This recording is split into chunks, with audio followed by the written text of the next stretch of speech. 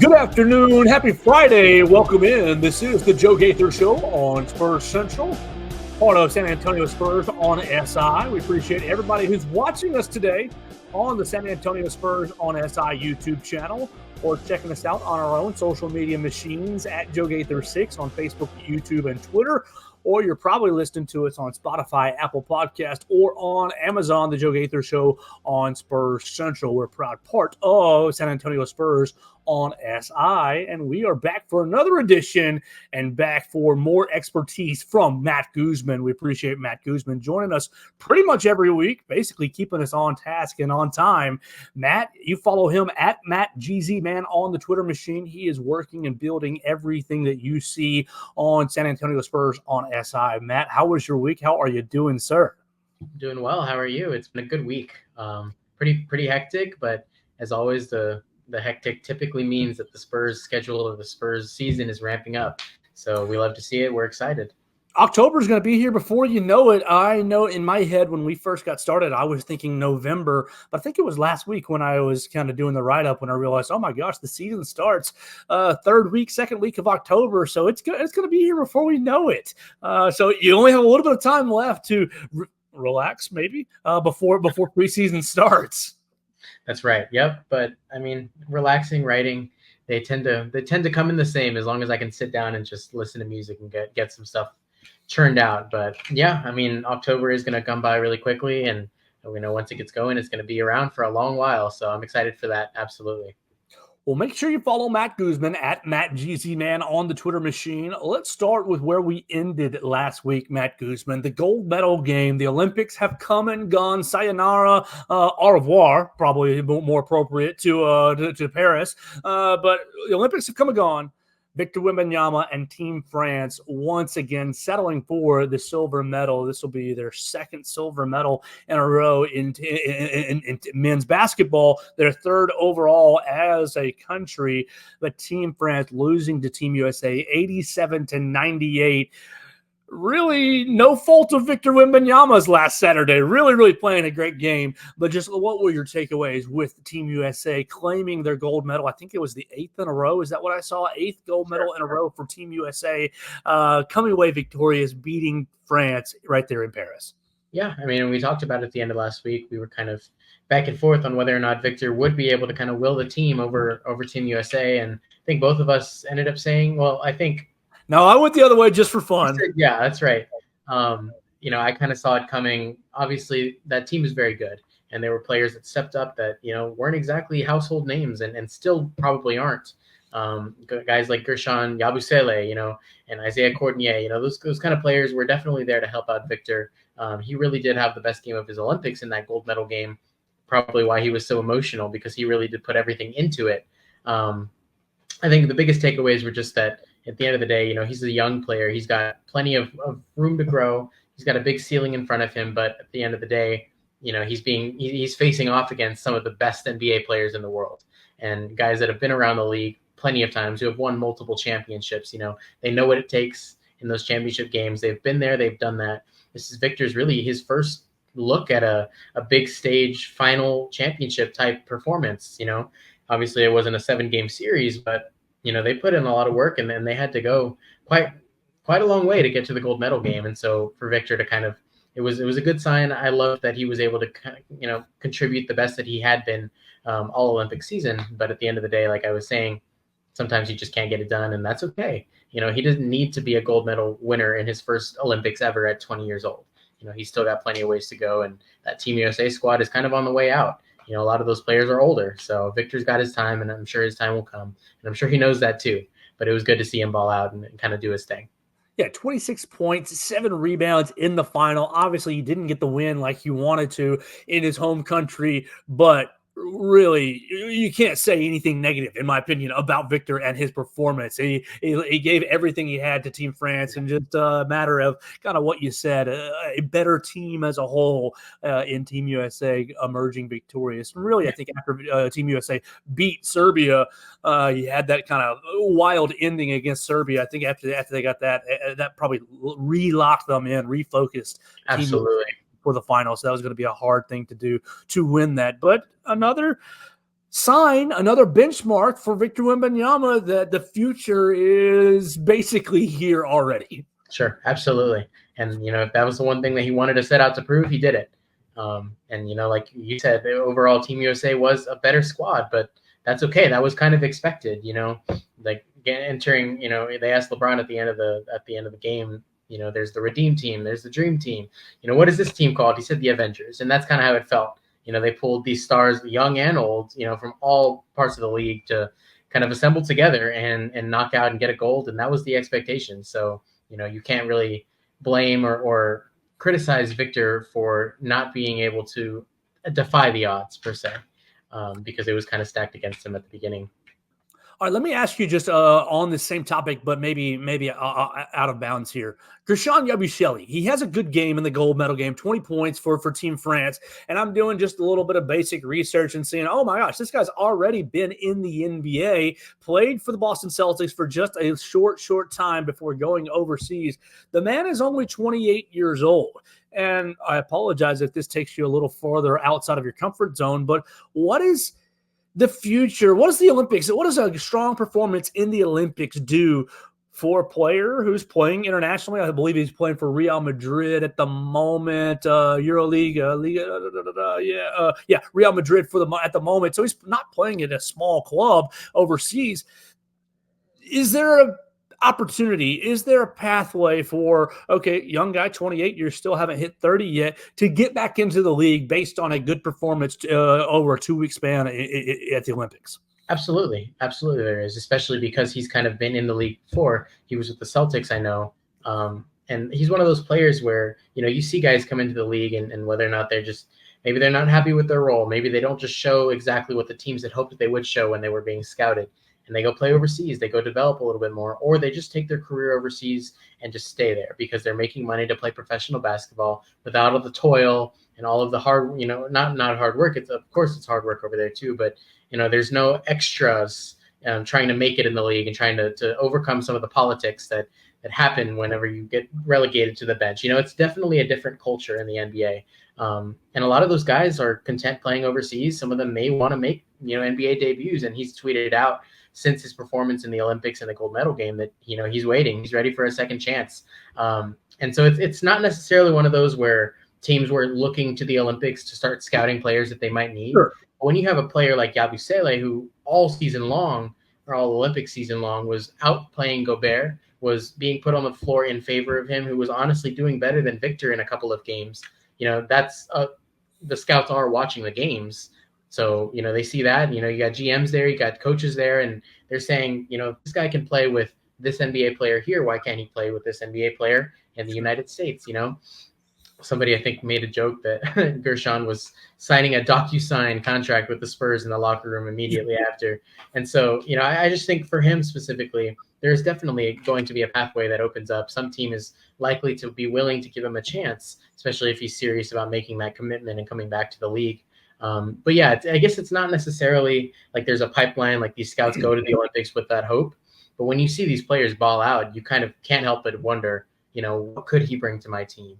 Or what could he bring to, this other team?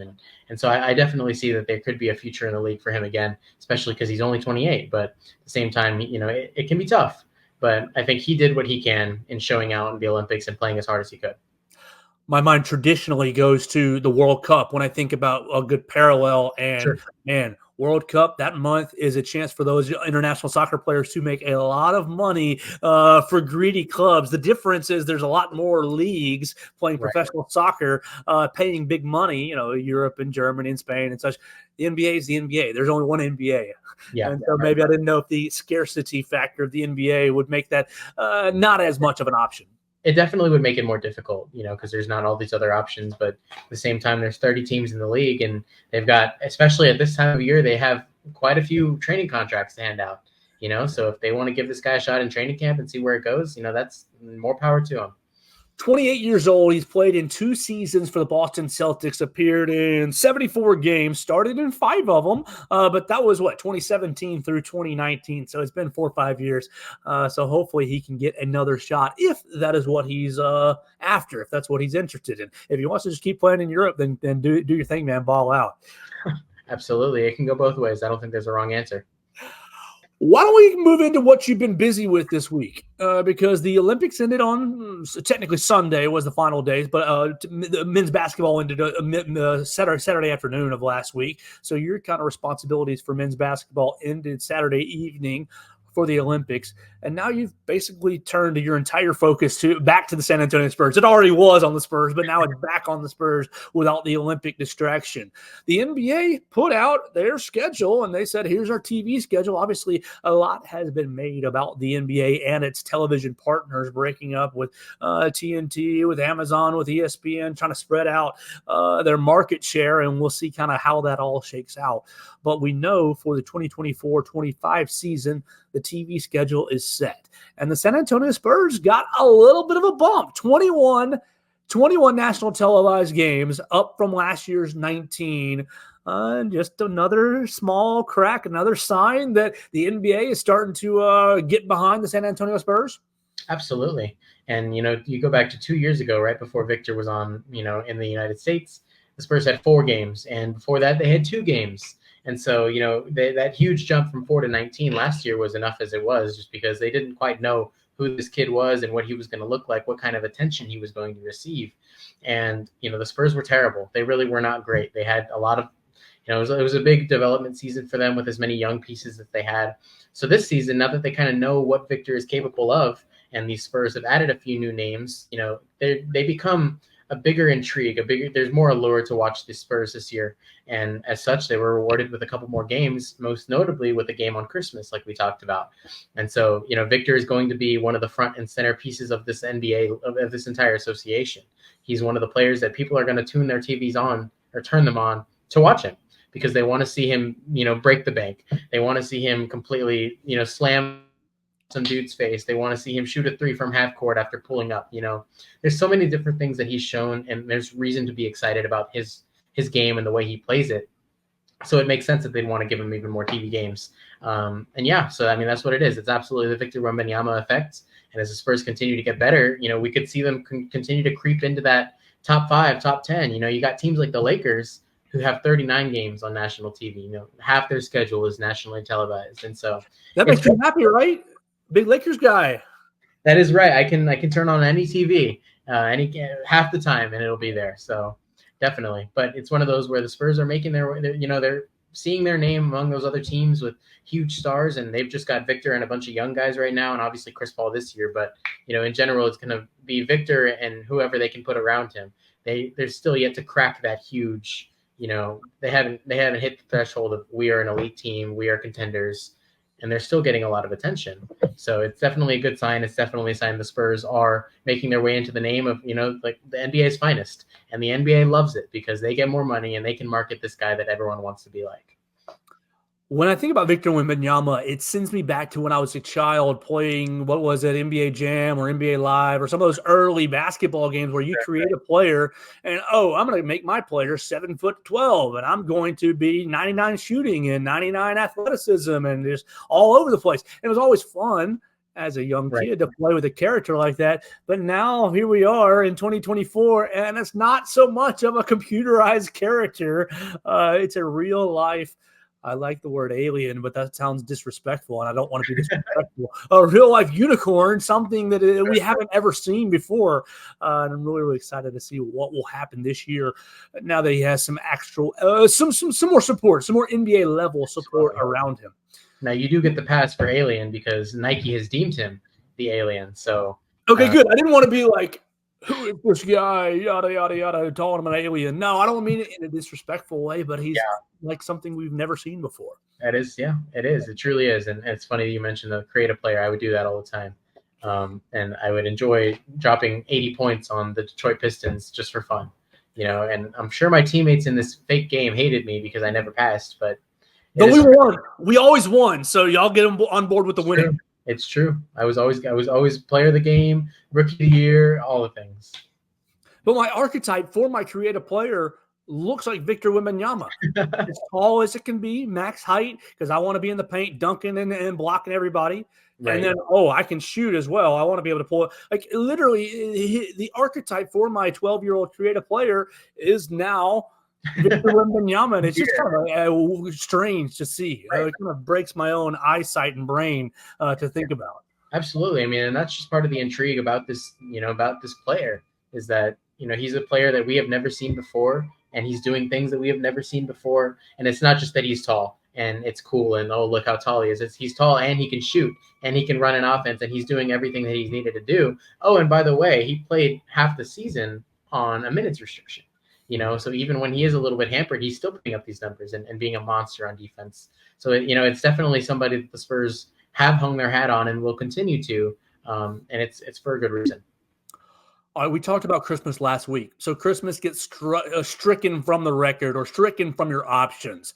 But you've got an article on San Antonio Spurs on SI right now, and we encourage everybody to go check out all the great work at San Antonio Spurs on SI from Matt Guzman. If you need to take a second, Matt, it's okay. Get yourself some water, get yourself a cough or whatever. It's no big deal. But Matt has basically written out a highlight list of these are the games that we are highlighting. These are the games that we're excited about for the Spurs season. Obviously, sure, all the 21 national TV games are on there, but there's a lot of mixed in games as well. Christmas is the only one that we've really talked about. We talked about it last week. The Spurs going to Madison Square Garden to take on the New York Knicks. So I want to ask Matt, what game outside of the Christmas Day games, when it came out and you were writing this article, you were like, ooh, that one is what I'm really excited. And look, it doesn't have to be limited to one, but I don't want to get all 21 games. What are maybe the 2 or 3 highlights that you thought, oh, obviously I'm going to be working and covering the team, but that night is going to be a little more special to me to cover the San Antonio Spurs? Absolutely. I'll always be partial to my favorite game of the year this past year was Victor's birthday when he turned 20. It was against the Bucks on January 4th. By the way, I believe he's playing again on January 4th, this time against the Nuggets. So he'll have another straight game on his birthday. But, watching him go toe-to-toe with Giannis, with another player who I guess he'd been compared to quite often because of his height and his size. And, they said if Victor can fill out and gain a little bit more muscle, maybe he'd be exactly like Giannis. And so, watching them go back and forth, and obviously he met him at the rim, he blocked him. It was one of the highlights of the NBA 2K25 trailer. They had Victor blocking Giannis. So there's a couple of games against the Bucks that I'm particularly excited about, especially that first one on January 8th. Right? Not their... I don't know if that's on my end or his. I don't know if that's on my end or his. Well, I'll just wait real quick and see what happens with Matt Guzman. But as we go down the list, obviously the all eyes turn to the Christmas Day game against the Knicks. I am personally, he's highlighting January 4th, Giannis's birthday. You've got the Denver Nuggets coming to San Antonio. And then right after that is San Antonio Spurs going to Milwaukee. So it's going to be a lot of fun this year. What I found interesting was 2 different points on the schedule. First, as we're going to remove him and see if he's going to come back in, we will do that. Right there. First, I wanted to. I'm looking at the Paris games. San Antonio is playing Indiana, playing the Pacers in Paris over the course of 2 days. And look, I think that's a blast. I think that's really, really innovative and really fun for the NBA to be doing. We've got this international star. We're going to take him on the road so that people can see him, so that we can continue to grow the game. Obviously, this past weekend didn't go so well for Giannis Antetokounmpo in Paris, but great to have the league expanding its borders, expanding its reach, and taking really one of its fresh young stars to his home country to play 2 games. And then right after the All-Star break, and I want to ask Matt about this if we can get him back on. But right after the All-Star break, I think is a really interesting concept that Matt was telling me about before we got started. The Spurs get moody. Apparently, the San Antonio Spurs are a couple times go over to Austin, to the Moody, Performing Arts Center? Austin Moody Center. Austin Moody Center. The San Antonio Spurs are playing 2 games in Austin instead of San Antonio. They're playing the Phoenix Suns and the Detroit Pistons February 20th and 21st.